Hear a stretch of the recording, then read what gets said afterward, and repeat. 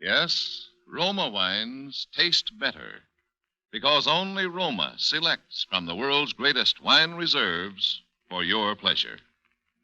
And now, Roma Wines, R-O-M-A. Roma Wines present Suspense. Tonight, Roma Wines bring you Mr. Robert Mitchum in Death at Live Oak, a suspense play produced, edited, and directed for Roma Wines by William Spear.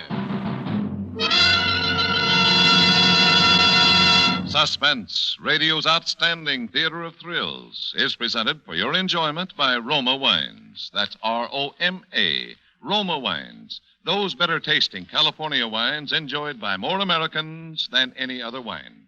For friendly entertaining, for delightful dining. Yes, right now a glassful would be very pleasant. As Roma Wines bring you Robert Mitchum in a remarkable tale of Suspense. Do you know what death is? It's a simple surgical process whereby a man's name is cut off from his body. If a man's name is dead, the man is dead. Even though his breathing may be normal, his pulse beat regular and strong. My name is dead. So I've become a ghost, a very much alive ghost with hemoglobin in my bloodstream and thoughts in my brain. And yet, as a ghost, I am accused of a crime which I swear to you I did not commit.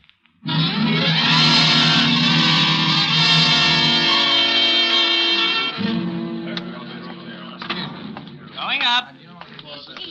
Name your floors, please. Seven, please, seven. Thank I you. had just Name your finished a floors, rather please. harrowing day with my attorney, and I wanted a few moments' relaxation at the Sky Room before driving home to Palo Alto.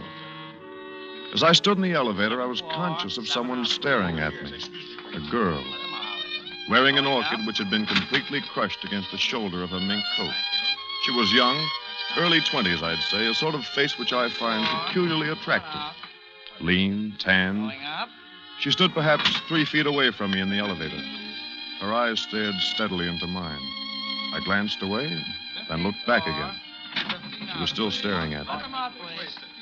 Then she stepped over close to me. Going up. What are you doing here? I beg your pardon. Why did you follow me? You know I didn't want to see you. I think you've mistaken me for someone else. 21st floor. You're Rex Melville. No, my name is Sutherland. Oh, I'm so sorry.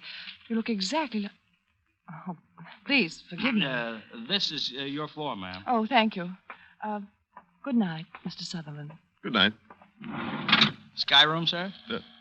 Yes, the Sky Room. Thank you, sir.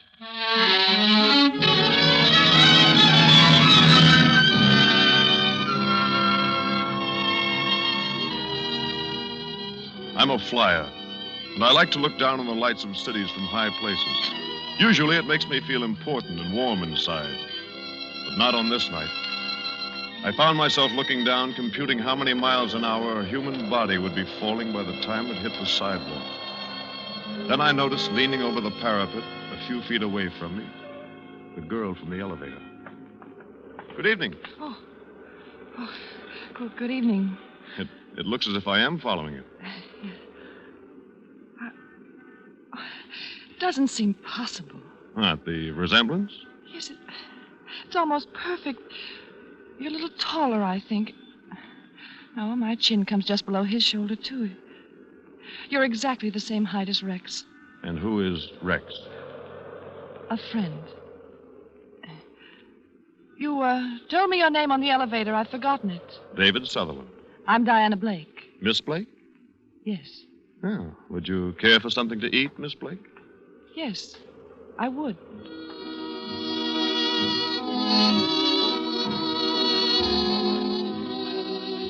We had a rare bit, I think, and we talked about the customary subjects with the expected flippancy.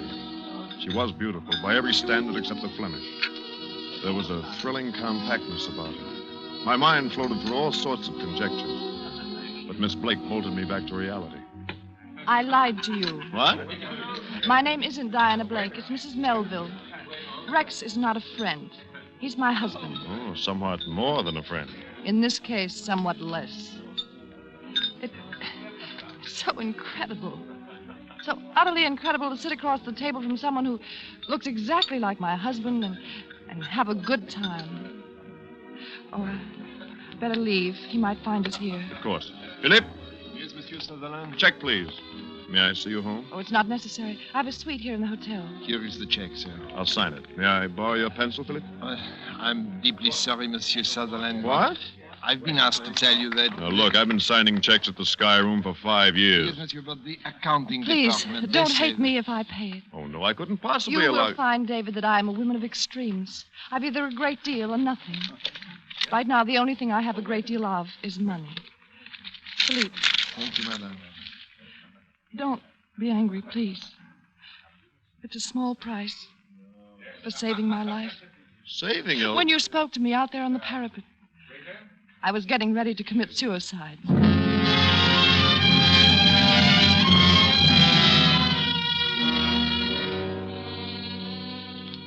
I saw her to the door of her hotel suite, kissed her, mentally, and bade her a formal good night. It's been pleasant meeting you, Mrs. Melville, etc. But inside, I knew what had happened to me. And by 4 in the morning, I knew I'd have to do something about it.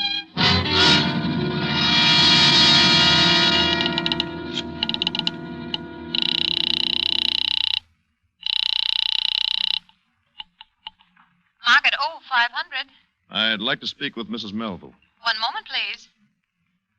I'm sorry, sir. There is no Mrs. Melville registered here. Operator, how about a Miss Blake? Diana Blake? I'm ringing Miss Blake's apartment. Thank you.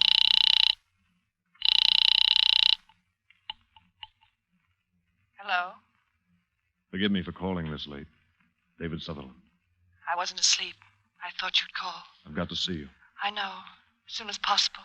You see, it's 4:15. I'll meet you in the hotel lobby at, better make it an hour from now. Oh, no, not the lobby.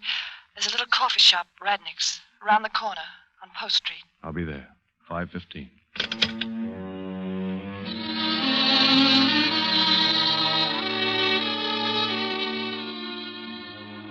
It was just growing light as I drove up the bay shore. Practically no traffic. I got to Radnick's in about, 40 minutes. She was there waiting for me.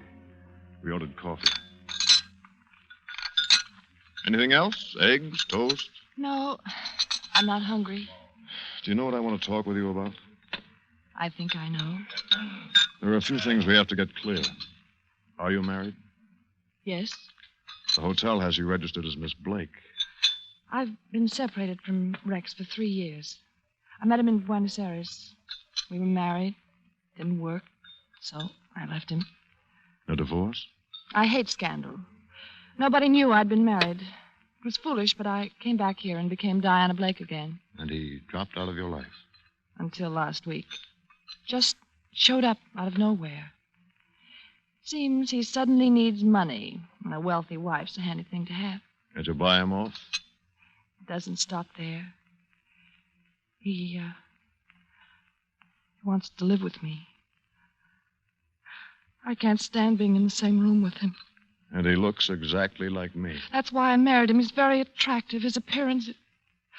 But he's not a human being. And you'd rather kill yourself than live with him? Yes. Now listen to me. Raise your head. Listen to me. Yes? I'd rather die than go through what I have to do this week. You know the firm of Sutherland and Sons? The importers? I used to have a third interest in the company.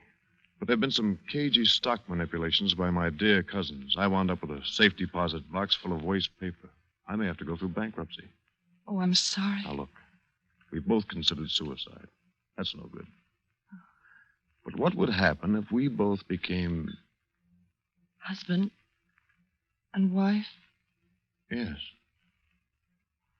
What will happen to Rex? Rex is going to become the late David Sutherland. Oh, no. Now, look, I've thought it all out. I have some property up in the High Sierra, a summer house called Live Oak. The only way to get there is by air. The place has been advertised for sale. Now, suppose you told Rex you were interested in buying Live Oak. Could you ask him to fly up with me in my plane? Well, he likes to fly, but he might be suspicious. You can make it sound logical. Tell him you want to try to make a go of your marriage. Live Oak seems to be an ideal place for a second honeymoon. Yes, I'll try. Does he have any friends in San Francisco? None that I know of. He's lived in Argentina for years. Oh, one thing, his voice. It's a little higher pitched than yours, and he speaks more precisely. I can get by. What accounts does he have here? Bank He accounts. Doesn't have any. Using traveler's checks and the money I've had to give him. Will he stay with you tonight? If I let him. Good. That'll give me a chance to go through his hotel room. Where's he staying? The Park Row. Room? I don't... Oh, yes, 518. 518. Now, tonight, Diana, you tell him about Live Oak. Say I'm a real estate broker and make some remark about the resemblance. Yeah, all right. Tell him that tomorrow night is the only time I can fly him up to the summer house. I'll meet him at the Palo Alto airport at 9 o'clock. In the evening. The air is smoother at night. Can you land at Live Oak after dark? No, Diana. But Mr. Melville will never land anywhere alive.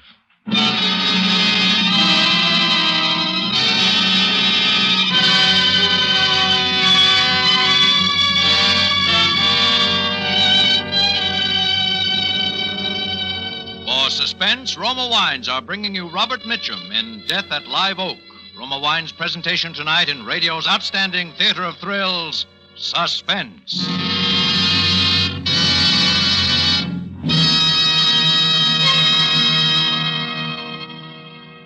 Between the acts of Suspense, this is Truman Bradley for Roma Wines.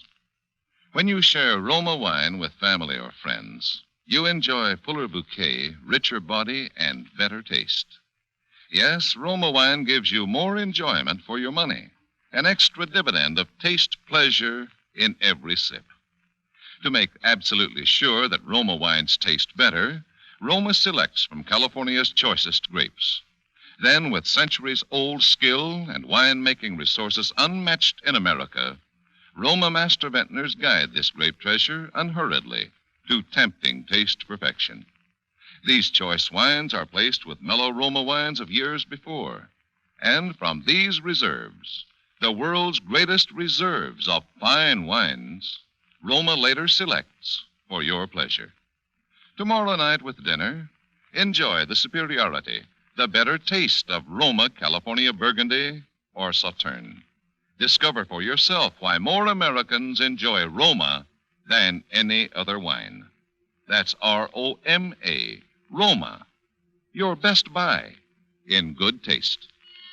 And now, Roma Wines bring back to our Hollywood soundstage Robert Mitchum as David Sutherland, with Mary Jane Croft as Diana Blake in Death at Live Oak, a tale well calculated to keep you in suspense.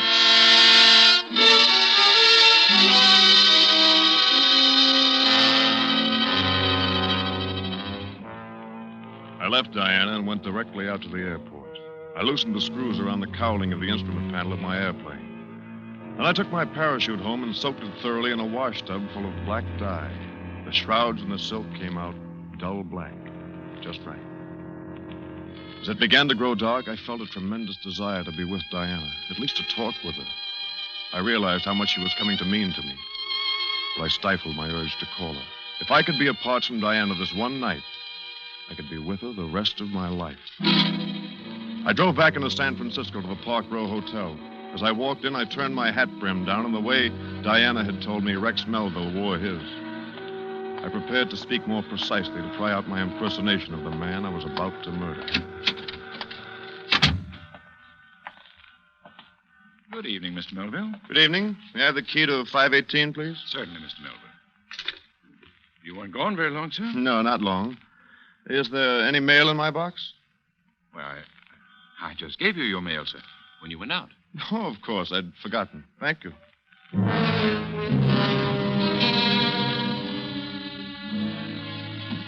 I went on up and unlocked the door to Rex Melville's room. Empty. And in a rather slovenly state of disorder.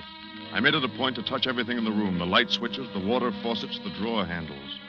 I wanted to leave plenty of my fingerprints in case I should need to prove later on that I, the future Rex Melville, had occupied this room. And I left. But I didn't go back to Palo Alto. I just walked the streets of San Francisco until dawn.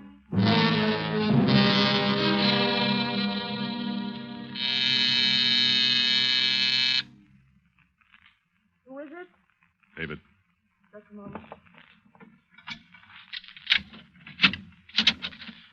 Oh, Diana. Oh, David. I thought the morning would never come. Rex just left a few seconds ago. I know. I've been watching for him outside. He didn't see you? No. How is it about tonight? We're all set. It wasn't easy, but I convinced him. He'll meet you at the Palo Alto airport at 9. Perfect. I took his billfold out of his coat pocket. Here. His signature's on the traveler's check. Good. This is just what I needed.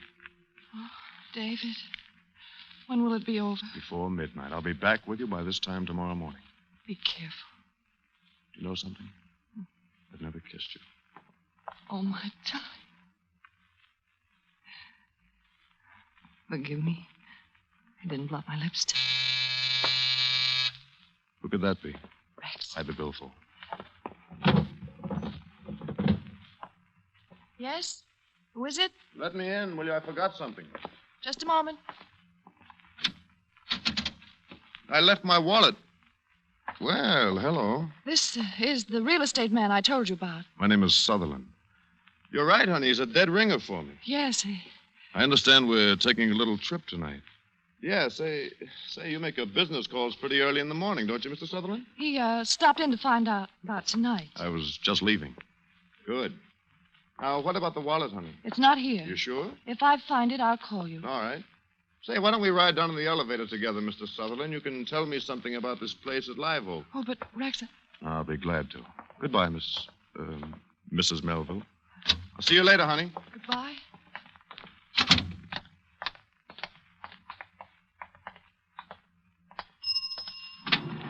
Down car. Go right ahead, Mr. Sutherland. No, after you.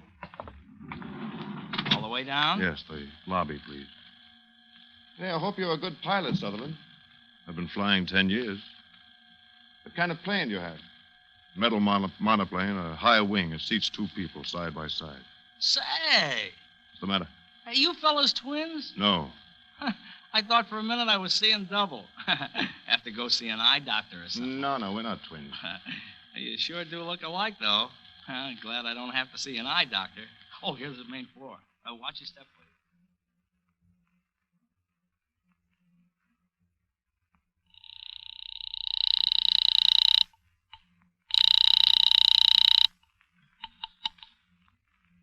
Hello? Hello, Diana. Yes. Listen, we're in bad trouble. What's wrong? The elevator boy. He noticed how much we look alike. Which car was it? The end elevator, the one nearest your door. I can take care of it, David. Don't worry.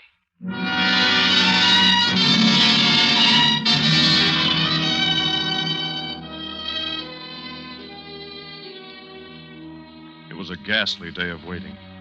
I wired the Ambassador Hotel in Los Angeles to reserve a room in the name of David Sutherland. I remarked casually to one of my neighbors that I was flying down to Los Angeles in the evening. Promptly at 9 o'clock, I drove to the airfield. It was dark and deserted. I dumped my black parachute in the pilot's seat and waited. 9:15, no Melville. 9:30, still no sign of him. About 20 minutes of 10, I saw some headlights turn down the dirt road that leads to the hangar line.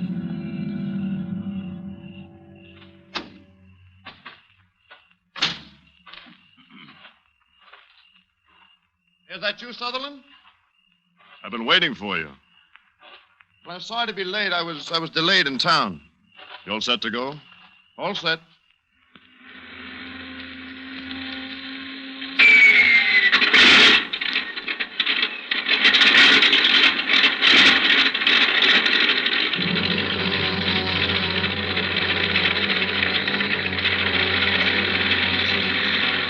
No one saw him get into the plane. The airport isn't normally equipped for night operation. I didn't waste much time warming up the engine. This would be the last takeoff for my ship, so it didn't make much difference. I gave a full throttle, roared down the asphalt runway, and banked sharply out over the bay.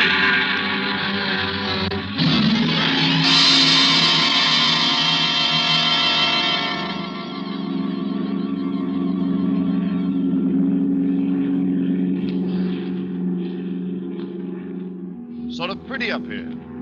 Yes, very. How long will it take us to get to Live Oak? Not long. Excuse me, I have to make a radio call. NC 35013 calling San Francisco radio. I wish to file a flight plan. Over. NC 35013, this is San Francisco radio. Go ahead with flight plan. This is NC 35013 over Mountain View at 1500. Pilot Sutherland, airspeed 145, fuel supply 3 hours. CFR, destination Los Angeles Municipal. Los Angeles? Shut up. ETA in Los Angeles 2345 over. Roger, 013. We'll file. San Francisco radio out. But why are we going all the way to Los Angeles? You're taking a longer trip than that, Mr. Melville.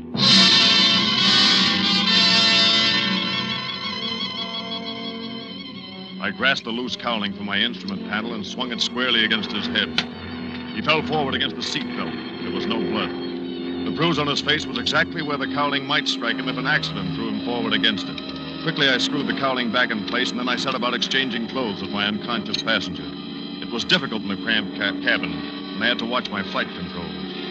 I propped Melville into the pilot's seat and buckled his safety belt. Then I strapped on my own parachute and trimmed the ship nose down. As it started to pick up speed in a steep dive, I shoved open the cabin door and leaped.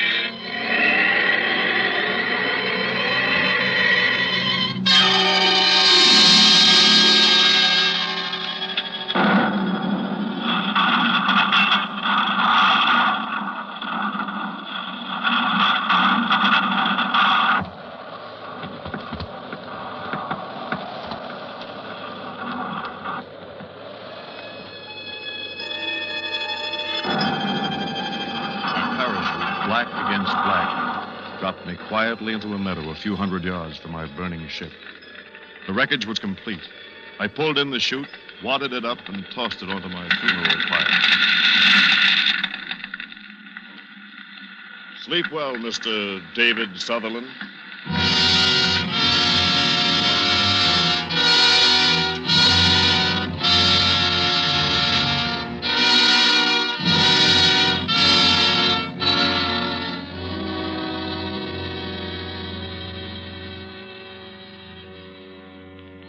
My plane had rammed the wild wilderness on the lowest slope of Mount Hamilton. I struck out on foot for the road which I knew from my maps, ran down the mountain from Lick Observatory to San Jose. As I walked along in the moonless night, I felt free. For the first time in many months, no more debts, no more threats of bankruptcy, no more scavenging attorneys. From San Jose, I took the bus back to Palo Alto, keeping as inconspicuous as possible. At the airport, I got into Rex Melville's car. No, it was my car. I was Rex Melville now. It was just getting light as I drove up Bayshore Boulevard. I went into a pay phone booth to call her and tell her everything was all right.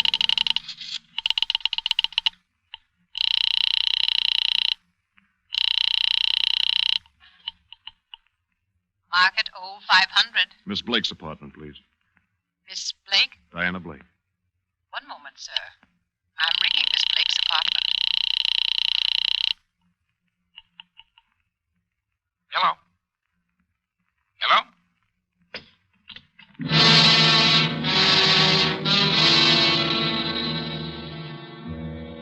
Why should a man's voice answer in Diana's room? I went straight to the Park Row.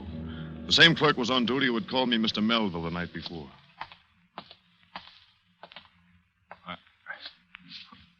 Good morning, sir. Good morning. The key to 518, please. Yes. Yes, Mr. Melville.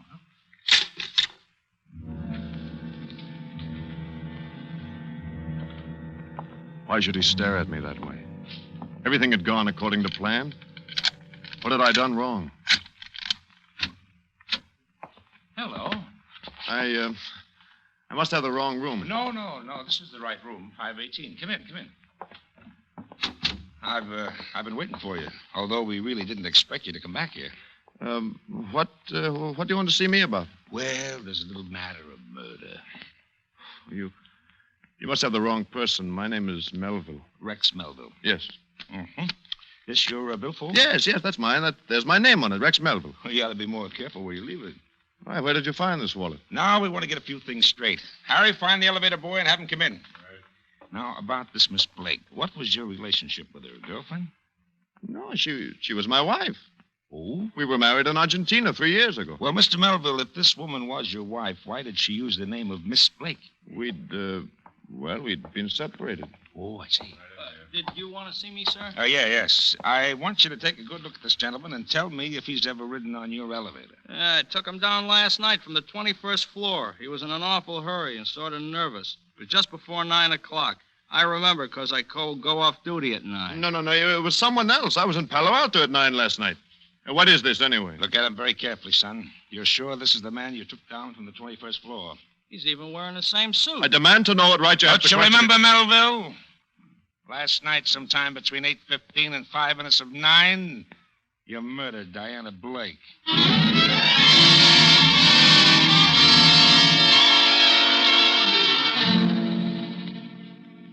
I don't remember the next hour at all.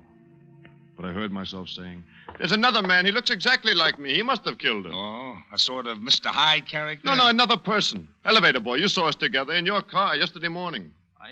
I don't remember. Now, think. You asked if we were twins, and you said something about going to an eye doctor, remember? No, I don't remember. He's lying. Diana bribed him not to tell. Why should she have bribed him? Because I'm not Rex Melville. My name is David Sutherland. I live at 18016 Willow Road, Palo Alto. I didn't kill her, I tell you. I loved her. David Sutherland was killed last night in an airplane crash on Mount Hamilton. No, it was Melville who died. Sutherland radioed a flight planned at 9:55 for Los Angeles. He had a reservation at the Los Angeles hotel for last night. He never got there. I'm Sutherland. I jumped in a black parachute. Melville, the murderer, he's the one who died. Why are your fingerprints on every doorknob and every water faucet of Rex Melville's room in the hotel here? I didn't kill Diana Blake. I loved her. You've been separated from her for 3 years. You're the murderer. I'm a murderer, yes. I killed Rex Melville. But not Diana. I didn't kill Diana.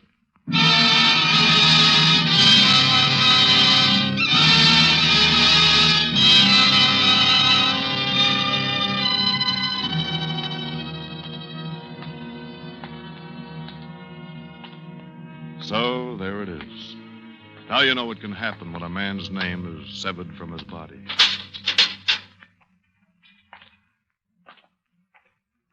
And in a few more moments, I shall know what happens when a man's body is severed from his soul.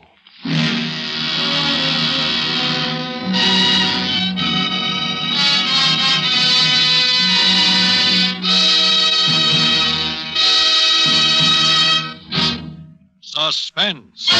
Presented by Roma Wines, R-O-M-A, Roma, America's favorite wines. Before we hear again from Robert Mitchum, star of tonight's suspense play, this is Truman Bradley, inviting you to enjoy the important difference, the extra dividend of pleasure you find in all Roma wines, in fuller bouquet, richer body, and better taste. Yes, Roma wines taste better because Roma, and only Roma, selects for better taste from the world's greatest wine reserves. That's why more Americans enjoy Roma than any other wine. Enjoy the better taste of Roma California Burgundy with your dinner tomorrow. Insist on Roma wines. R-O-M-A, Roma, a premium wine in everything but price. And now, Robert Mitchum. Ladies and gentlemen, it's been a great pleasure appearing for you on Suspense. I hope you enjoyed it as much as I did. I know you'll like next week's Suspense show when Roma Wines brings you Virginia Bruce, and a very unusual play about a lonely woman who unknowingly invites murder into her home. I'll see you soon. Thank you. Good night. Robert Mitchum will soon be seen in RKO's Crossfire with Robert Young and Bob Ryan. Tonight's suspense story was written by Robert E. Lee and E. Jack Newman. Next Thursday, same time, you will hear Miss Virginia Bruce as star of Suspense. Produced and directed by William Spear for the Roma Wine Company of Fresno, California.